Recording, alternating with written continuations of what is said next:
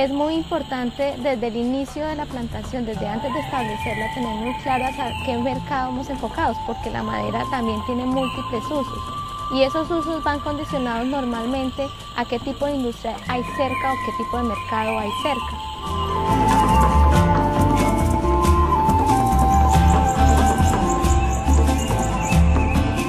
La selección de la semilla y el conocimiento de sus características en cuanto a la calidad física, germinación, pureza, peso, contenido de humedad, entre otros, y la calidad genética, definida por el tipo de fuente semillera, son elementos fundamentales para tener éxito en una plantación forestal. La calidad física permite una excelente producción en vivero y la calidad genética, una plantación bien desarrollada.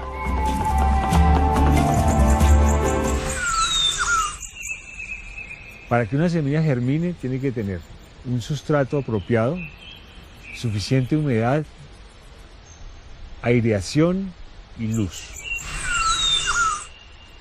Se implementan en la semilla para romper la latencia natural que tienen estas, y hay diferentes modalidades de hacer tratamientos pregerminativos.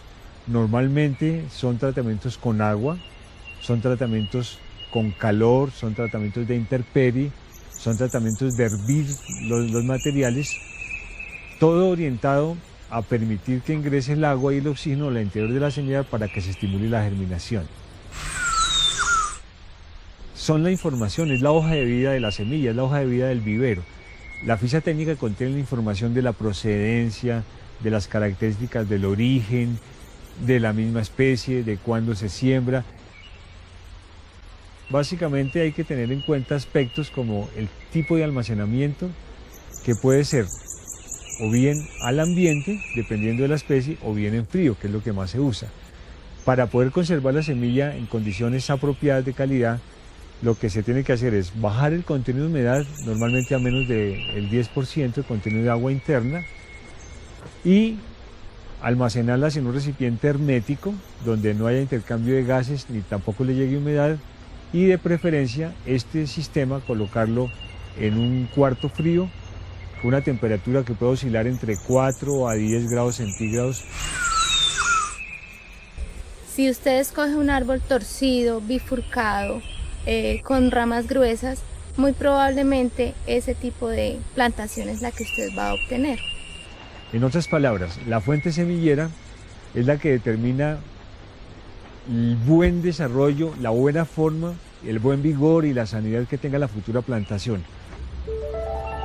Para garantizar el buen desarrollo de las plantas a corto y largo plazo, es necesario tener en cuenta acciones claves en la etapa de vivero, tales como la planificación, la distribución, el manejo y la organización.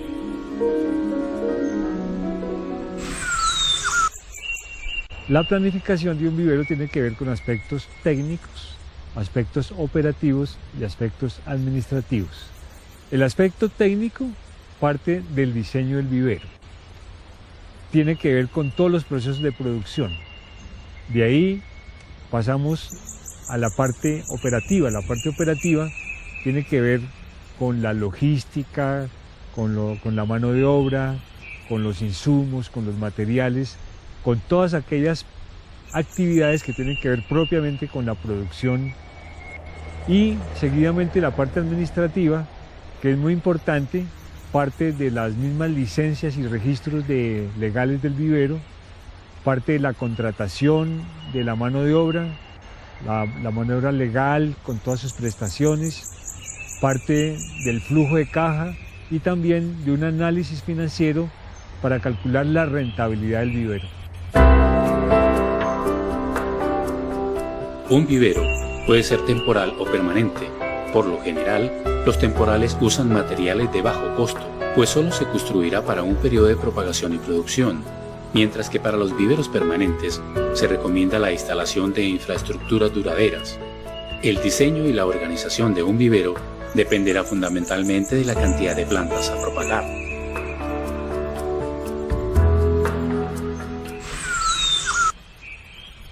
Que en el diseño se tengan en cuenta las vías principales, las vías secundarias, la ubicación de las eras, la ubicación del área de germinación, la ubicación del área de crecimiento, que tenga coherencia y cercanía con las bodegas de materiales, con las bodegas de insumos y con los sitios donde se provee el agua para el sistema de riego.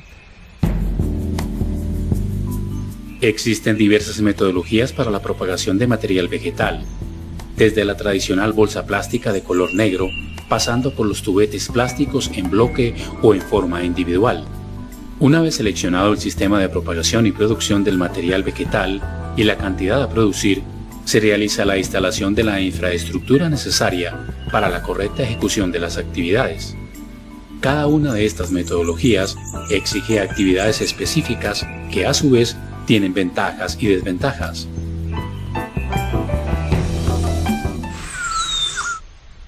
Hay una metodología de producción que es convencional, que se denomina sistema tradicional, que diríamos que es el 90% de los viveros, que consiste en que se propaga la semilla, se trasplanta a bolsas, se desarrollan todas las actividades culturales y se saca el árbol directo a campo. Hay otras que tienen que ver con la producción en tubetes, con la producción en bandejas, con la producción en pellets, otros sistemas un poco más sofisticados como el sistema Patrick, que es totalmente automatizado. Al final todos los sistemas son válidos. Lo importante es que cada uno de los sistemas termine con la producción de un árbol de calidad. Otro factor importante en esta etapa es el control y seguimiento de cada una de las actividades, además del manejo de presupuestos, ya que cualquier descuido en estos temas puede ocasionar altos costos de producción del material y un desbalance en el flujo de caja de la operación forestal.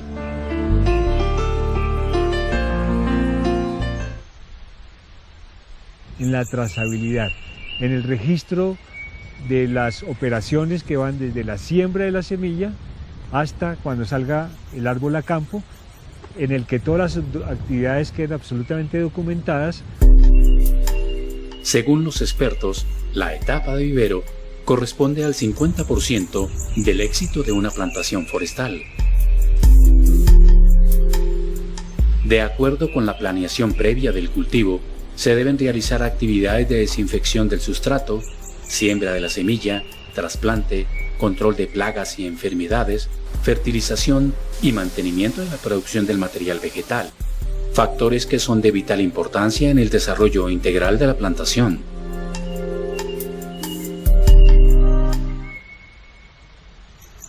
Uno es el sustrato que se utiliza para la germinación de las semillas.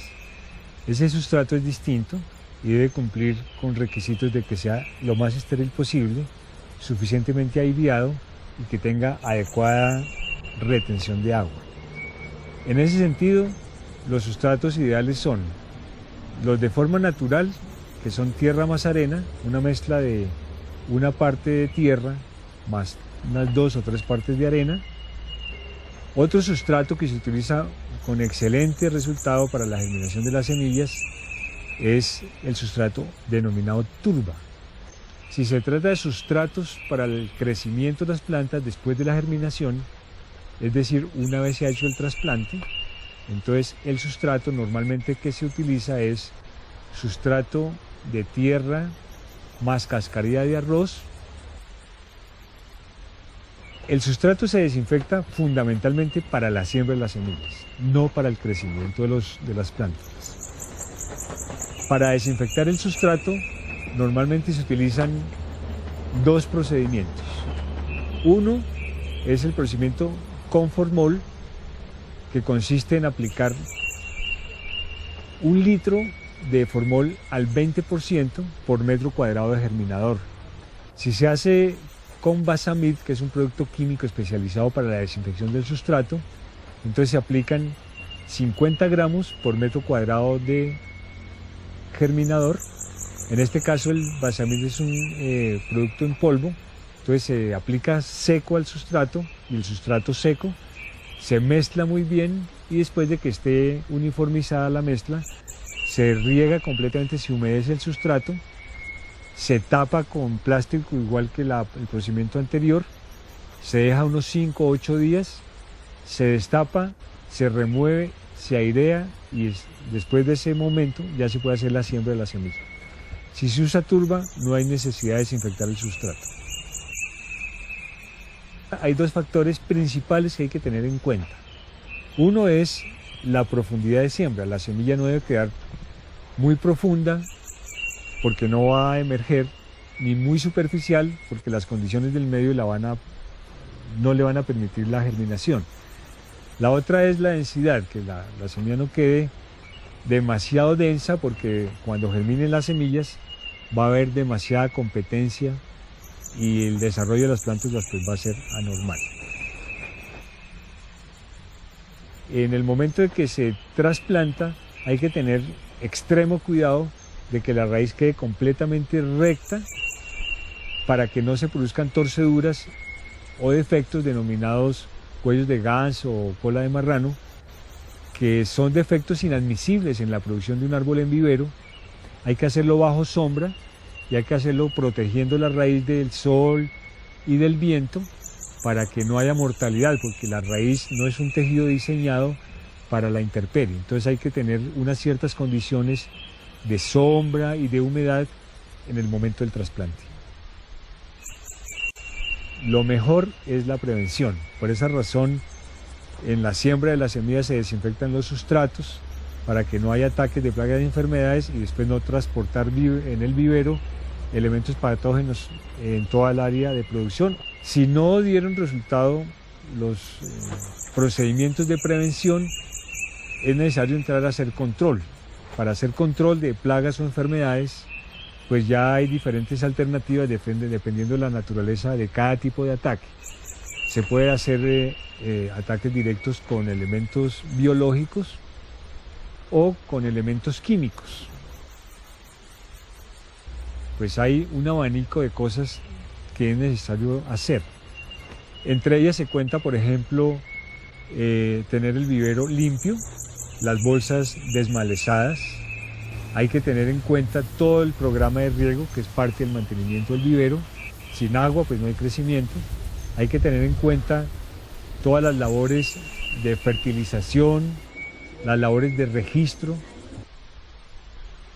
Fundamentalmente consiste en clasificar el material por tamaño, por desarrollo o incluso algunos que están en proceso de desinfección u otras etapas en el vivero para que todo el material tenga la misma condición en cuanto a su estado de desarrollo y vigor. Cada especie forestal requiere de procesos para su desarrollo que le ofrezcan a la planta las condiciones ideales para su confort en etapas iniciales, es decir, el llenado de los contenedores y bolsas, el trasplante del material y todas las labores que permitan la producción de una plántula ideal hasta su transporte al sitio definitivo.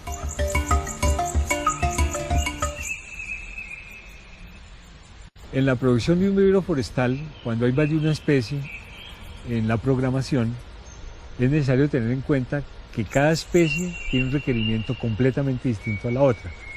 Aunque hay actividades que son comunes a todas, hay diferencias que son específicas de cada árbol. La recomendación acá es, cada vez que se haga una programación de producción de una especie en particular, hay que revisar su protocolo para que se hagan las actividades de acuerdo a la exigencia de cada especie.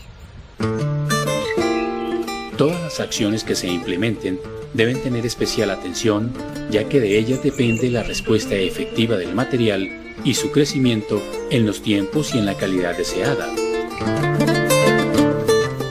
Para mover el material a cualquier destino, se utilizan varios tipos de recipientes.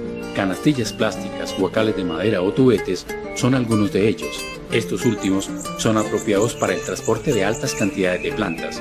Cada uno de los anteriores medios de embalaje requieren de cuidados especiales y en algunos casos tamaños de plantas uniformes.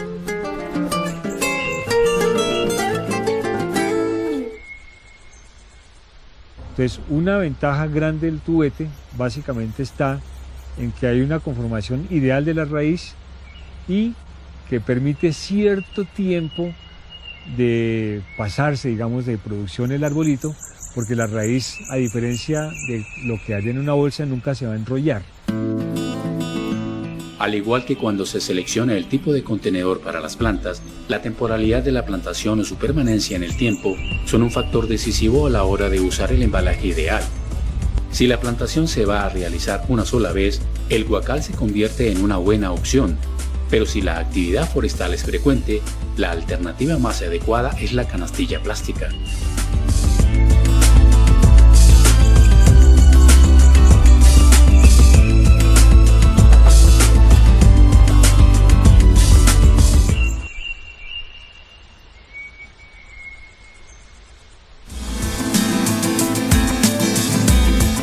Para la optimización de los recursos, se debe conocer información clave como el diseño de vía de acceso, la definición de los productos a obtener y la ubicación de la plantación, ya que son factores que definen la forma de comercialización y el futuro acceso a los mercados.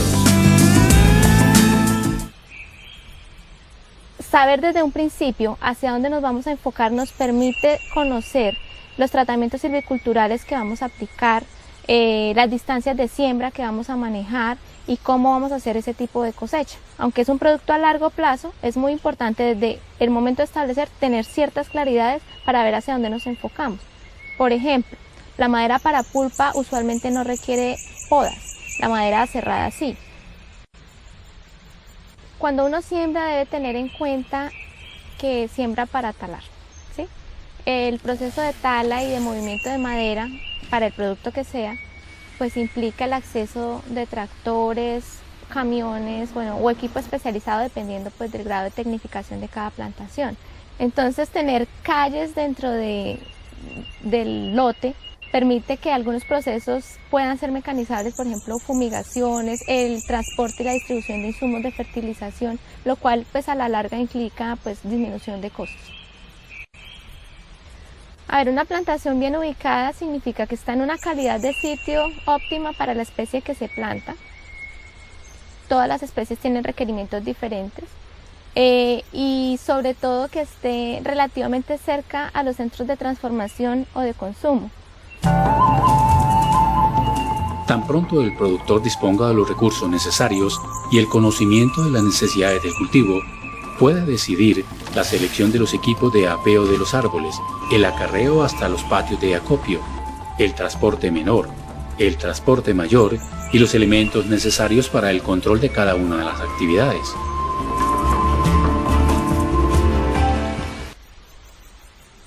Bueno, el tipo de apeo depende mucho del grado de mecanización que tenga el proceso.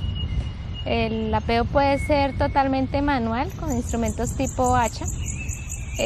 Puede ser semi-mecanizado con motosierras, que pues hay una parte de componente humano y una máquina pequeña, pues cuyo tamaño de espada o características dependen mucho del tipo de madera que se va a aprovechar. Y están ya los procesos mecanizados con equipos forestales específicos, que acá en el país pues son escasos. Primero tenemos que tener en cuenta dos cosas. Hay dos procedimientos de aprovechamiento forestal. Uno es la entresaca o raleo o desbaste o aclareos, son todas sinónimos, o la tala rasa.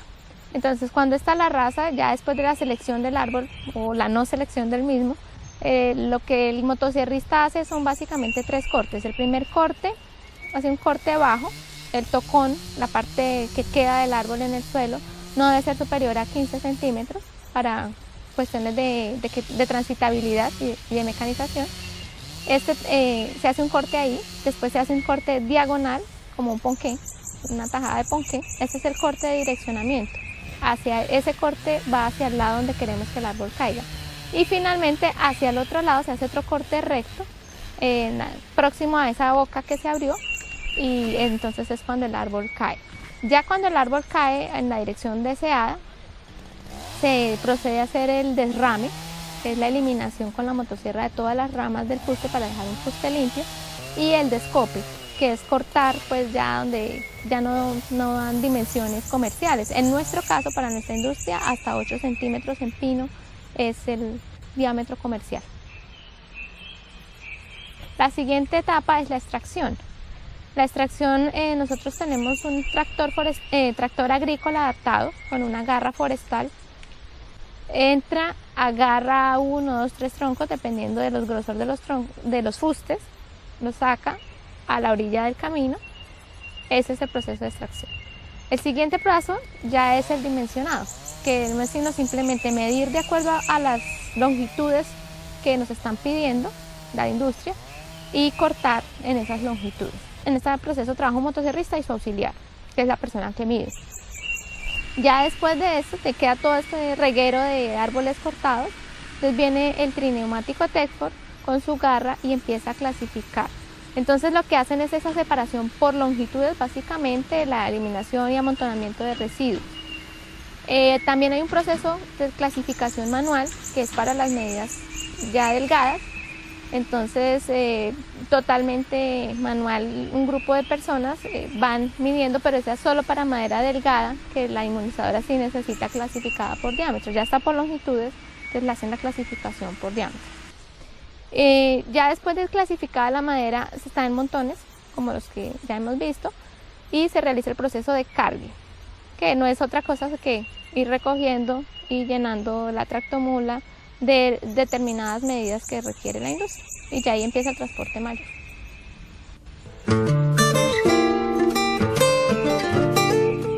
En gran medida, la rentabilidad del negocio forestal está condicionada por la eficiencia de las labores de aprovechamiento y su correcta planificación, ya que le permitirá al productor mejorar su competitividad y productividad en el mercado nacional o internacional.